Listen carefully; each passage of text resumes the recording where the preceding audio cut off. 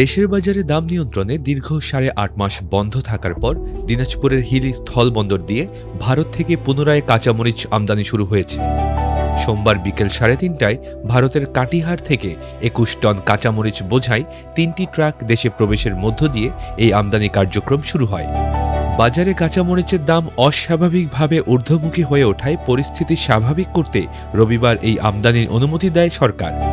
এরই ধারাবাহিকতায় হিল স্থলবন্দরের ৭৪ জন আমদানিকারক মোট ২৭,১১০ টন কাঁচামরিচ আমদানির অনুমতি পেয়েছেন। আমদানিকারকদের দাবি, এই বিপুল পরিমাণ মরিচ দেশে প্রবেশের ফলে বাজারে পণ্যটি সরবরাহ বাড়ার পাশাপাশি খুব দ্রুতই দাম সাধারণ মানুষের নাগালে আসবে।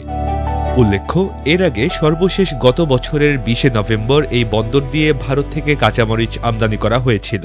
এই সময় বৃষ্টি ও বন্যার কারণে কাঁচামরিচের দাম বৃদ্ধি পাওয়ায় এটি ভারত থেকে আমদানি গতকালকে আমাদের বাংলাদেশ সরকার আমদানির অনুমোদন দিয়েছে, যা আজকে ইন্ডিয়া থেকে কাঁচামরিচ আমদানি হয়েছে দেশের চাহিদা মেটানোর জন্য।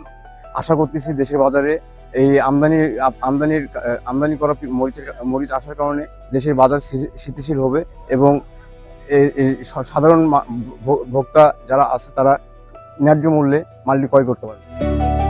নিত্য প্রয়োজনীয় পণ্যের বাজার পরিস্থিতি ও অর্থনীতির এমন সব গুরুত্বপূর্ণ আপডেট সবার আগে জানতে dinajpurtv.com এর সাথেই যুক্ত থাকুন। Multimedia desk, dinajpurtv.com।